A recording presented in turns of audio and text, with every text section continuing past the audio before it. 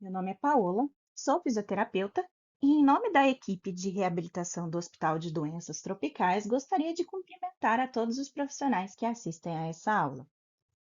Hoje, vamos conversar sobre a máscara laríngea, um dispositivo obrigatório em instituições que realizam procedimentos anestésicos, de acordo com a resolução do CFM número 2174 de 2017. A máscara laríngea é um dispositivo supraglótico de silicone, muito semelhante ao tubo endotraqueal, porém um pouco mais maleável, que fornece um conduto direto para o fluxo de ar através da glote até os pulmões. Sua extremidade superior, ela apresenta um conector padrão compatível com dispositivos de ressuscitação manual, conhecidos como AMBU, e também com circuitos de ventilação mecânica. Na extremidade inferior, ela possui uma guita inflável, também fabricada de silicone, que ficará em contato com a região de hipofaringe do paciente. Esse é o modelo de máscara laríngea disponível nos carrinhos de emergência em todos os setores do hospital. O objetivo do uso da máscara laríngea é primariamente assegurar a patência das vias aéreas em situações de emergência ou durante procedimentos com uso de anestésicos, como, por exemplo, cirurgias de rotina, onde o paciente pode estar sob ventilação espontânea ou controlada. O grande destaque da máscara laríngea é a possibilidade de sua utilização em situações onde o paciente apresenta uma via aérea difícil, ou até mesmo na ausência de profissionais habituados à intubação orotraqueal. Podemos optar pelo uso da máscara laríngea quando ela apresenta vantagens sobre outros dispositivos, por exemplo, em situações onde precisamos manter a patência das vias aéreas com uma maior confiabilidade do que a máscara facial, porém, sem a possibilidade de utilizar dispositivos invasivos, como o tubo endotraqueal. Outra vantagem significativa da máscara laríngea é que o seu uso dispensa o manejo do laringoscópio e de mais instrumentos, como o bugie ou fio-guia. Quando posicionada adequadamente, a máscara promove uma vedação na região da base da língua, respeitando-se e adaptando à anatomia da via aérea. É um dispositivo que pode ser reutilizado quando esterilizado adequadamente na autoclave a vapor. Outra vantagem significativa está no fato de ela poder ser utilizada por médicos que não têm tanta experiência com o procedimento de intubação, ou até mesmo na ausência de um profissional médico, onde o enfermeiro pode posicionar a máscara laríngea até a chegada de um profissional experiente em intubação.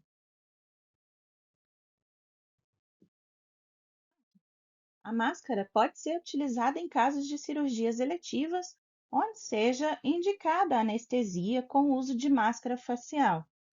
Um outro momento que ela pode ser utilizada é no algoritmo de via aérea difícil, permitindo a ventilação do paciente vulnerável a riscos de traumas relacionados à intubação.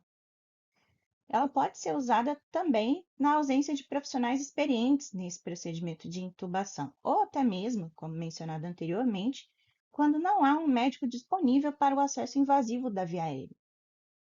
Outra situação que ela pode ser utilizada, mesmo na presença de médicos experientes, é na impossibilidade do uso de instrumentos ou dispositivos específicos da intubação, como, por exemplo, quando há um mau funcionamento do laringoscópio ou caso o tubo orotraqueal disponível apresente algum defeito ou avaria.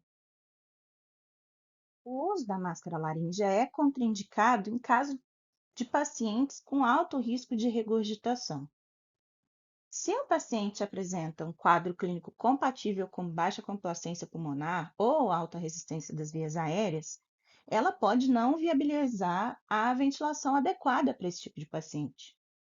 Quando o indivíduo apresenta alguma patologia faríngea ou obstrução nas vias aéreas inferiores, a máscara também não deve ser utilizada, como em casos de necessidade de ventilação monopulmonar ou quando o paciente apresenta uma restrição importante da abertura bucal, já que aberturas menores que 2 centímetros não possibilitam a inserção da extremidade inflável da máscara. A praticidade da máscara torna seu uso muito simples. O profissional responsável pelo procedimento deve identificar e avaliar o paciente. Caso seja verificada a necessidade ou a possibilidade do uso da máscara, Ele vai prosseguir com a higienização das mãos e a paramentação adequada, de acordo com as normas de prevenção de infecções hospitalares. Logo em seguida, o profissional deve escolher o dispositivo e a escolha deverá ser realizada de acordo com a tabela que será apresentada a seguir. O dispositivo deve ser inspecionado e testado para garantir que não haja nenhuma avaria no corpo do tubo ou que o manguito inflável não apresente vazamentos. Uma vez estando o paciente adequadamente posicionado, monitorizado e pré-oxigenado, a máscara pode ser inserida.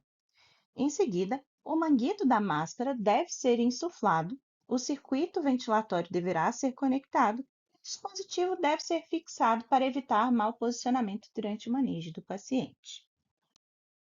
Existem 7 tamanhos de máscara laríngea certificados pela Anvisa em nosso país. O tamanho a ser escolhido vai depender do peso do paciente, conforme descrito nessa tabela. Seguimos então o processo de posicionamento da máscara laríngea. Como mencionado anteriormente, ela deve ser aberta, inspecionada e testada para garantir seu funcionamento. Logo em seguida, o manguito deve ser desinsuflado completamente, de preferência com uma seringa, apoiado sobre uma superfície plana, de modo que o manguito fique com as bordas lisas e sem dobras. A máscara deve ser segurada com a mão dominante do profissional, como se fosse uma caneta. É recomendável que seja aplicado um gel de lidocaína em ambas as faces da máscara, para facilitar o seu deslizamento através da cavidade oral. Segurando a máscara com a mão dominante, o profissional deve posicionar a cabeça do paciente com a outra mão, mantendo o pescoço neutro e a cabeça levemente estendida. A linha preta desenhada ao longo do corpo do tubo da máscara deve estar apontando para o nariz do paciente, como pode ser visto a seguir.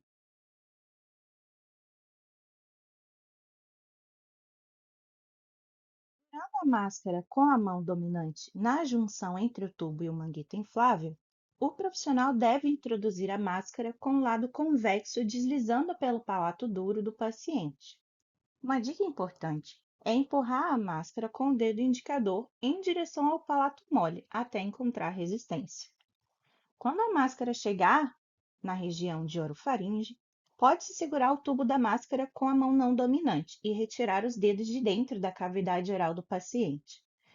Deve ser feita, então, uma pressão adicional e, logo em seguida, o cuff da máscara deve ser insuflado de acordo com as orientações que constam no corpo do tubo. O posicionamento adequado pode ser visto nas figuras seguintes.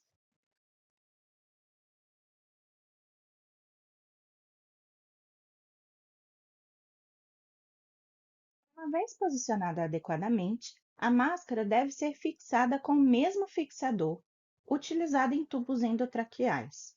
É importante observar que durante o enchimento é normal que a máscara retroceda de 1 a 1,5 cm, o que indica seu posicionamento correto. A fixação da máscara com auxílio de um coxim anti-mordedura pode ser visualizada nas seguintes figuras.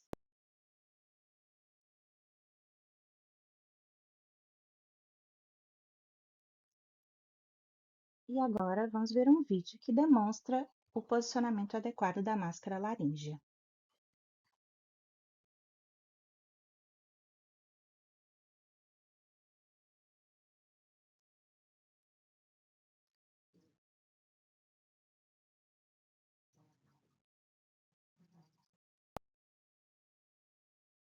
Em tela, podemos ver o volume de ar a ser inserido no cuff da máscara, de acordo com a sua numeração.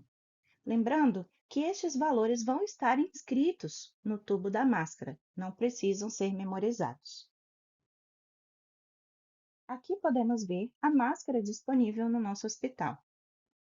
Vemos também que a máscara apresenta, no corpo do tubo, descritos o número, o peso do paciente em que ela deve ser utilizada e o volume de ar adequado para o seu cuff. A máscara laríngea pode permanecer no paciente por 2 horas, em um cenário ideal.